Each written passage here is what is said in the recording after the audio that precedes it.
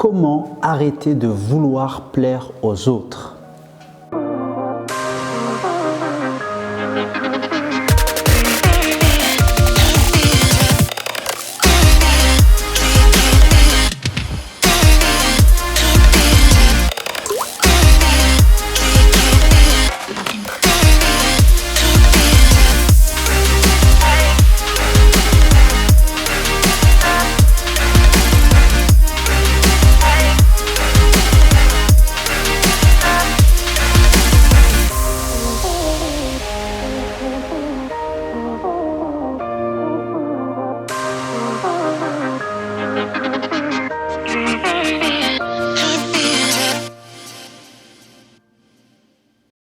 Hello, bonjour, ici Morad Hassani, coach mental et expert en perte de poids durable. Aujourd'hui, j'aimerais te parler du regard des autres et comment arrêter de vouloir plaire aux autres. Alors, juste avant, pense à t'abonner à la chaîne si tu ne l'as pas encore fait et à activer la cloche pour ne rien rater du contenu que je partage chaque semaine. Alors aujourd'hui, je vais te parler du regard des autres et comment arrêter de vouloir plaire aux autres. Moi-même, j'ai été dans une phase de ma vie où j'ai été orienté vers l'obtention de l'approbation des autres et comme si je nourrissais un manque en fait de l'extérieur. Je voulais absolument que les gens m'apprécient, je voulais absolument que les gens valident et acceptent mes choix.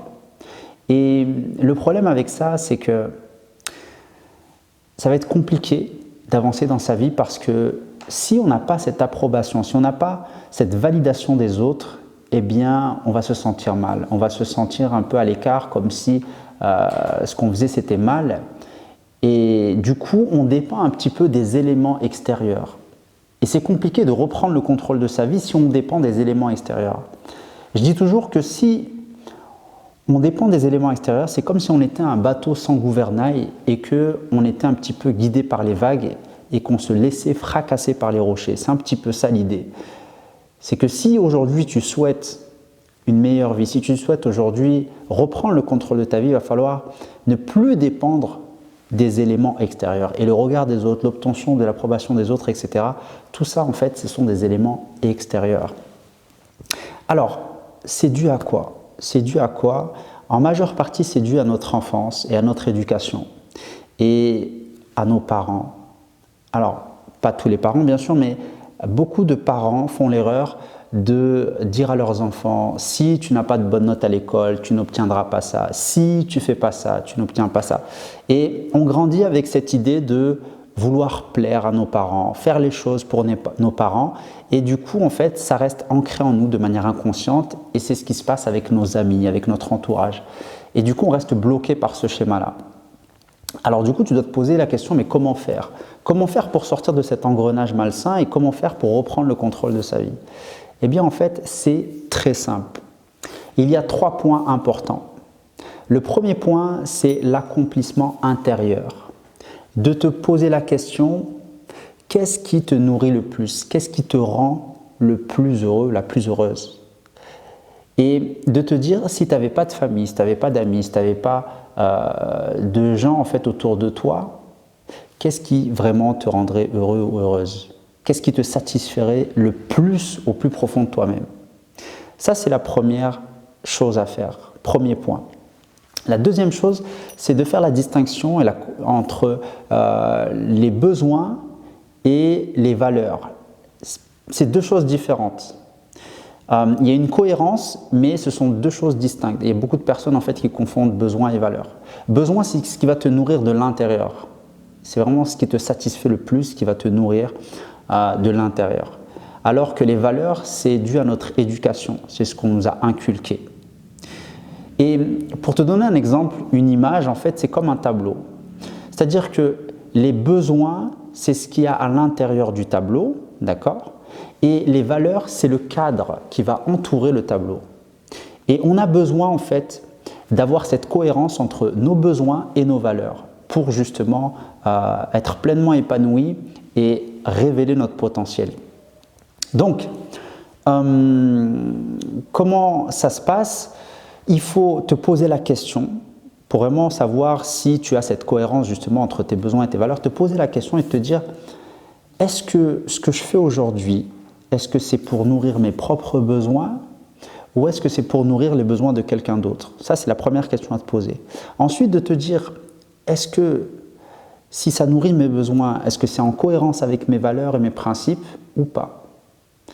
Donc ça, c'est vraiment des questions hyper importantes et j'aime bien dire cette phrase, ta qualité de vie dépend des questions que tu te poses, dépend de la grandeur des questions que tu te poses. Et ça, ce sont des questions vraiment qui vont te permettre de réfléchir et de mieux comprendre. Et le troisième et dernier point, c'est d'accepter les critiques. Encore une fois, ça rejoint un petit peu ce que j'ai dit au début. Si aujourd'hui tu veux reprendre le contrôle de ta vie, si tu veux vraiment être épanoui, il ne faut plus que tu dépendes des éléments extérieurs. Et les critiques font partie de ces éléments extérieurs. C'est des choses que tu ne peux pas contrôler. Tu ne peux pas contrôler les pensées des autres, tu ne peux pas contrôler leur expression. En France, on a la liberté d'expression, donc les gens sont libres de dire ce qu'ils veulent. Et si ils disent des choses mauvaises sur toi ou sur ta famille, eh bien tu ne peux pas les empêcher. Tu n'as pas le contrôle du moins. Donc il faut que tu acceptes ça. Il faut que tu acceptes que chaque personne a une façon différente de voir les choses et que chaque personne a le droit de dire ce qu'elle veut et c'est comme ça. Et il ne faut pas que ça t'affecte. Il ne faut pas que tu le prennes à cœur. Il faut que tu te dises, et c'est là où, pour accepter la critique, ça rejoint la vidéo que j'avais faite sur la chose la plus unique et la plus rare au monde. Je t'invite d'ailleurs à la regarder si tu ne l'as pas vue. Je vais la mettre justement quelque part dans la vidéo, à la fin de cette vidéo, pour que tu puisses justement la regarder si tu ne l'as pas regardée, où j'explique en fait qu'on a tous un énorme potentiel et qui est d'une valeur inestimable. Et si aujourd'hui tu veux justement accepter, tu veux réussir à accepter ces critiques, eh bien il va falloir déjà accepter ton potentiel et de reconnaître ce potentiel en toi.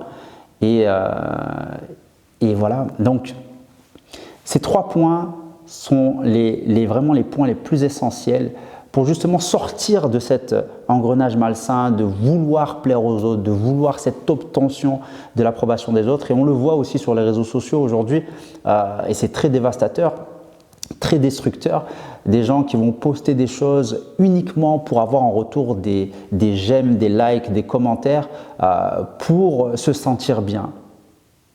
Et ça devient malheureux et c'est triste parce que ces personnes-là, elles ne vont jamais être heureuses. Si on dépend des autres, on ne sera jamais heureux. Donc voilà, j'espère en tout cas que ça t'a plu, j'espère que ça t'a permis de prendre conscience surtout. Donc mets en application ces 3 points et je te garantis que ça va impacter sur ta vie de manière positive. Pense à t'abonner si ce n'est pas encore fait, pense à partager, liker ou commenter si ça t'a plu et on se dit à très vite dans une prochaine vidéo. Bye bye.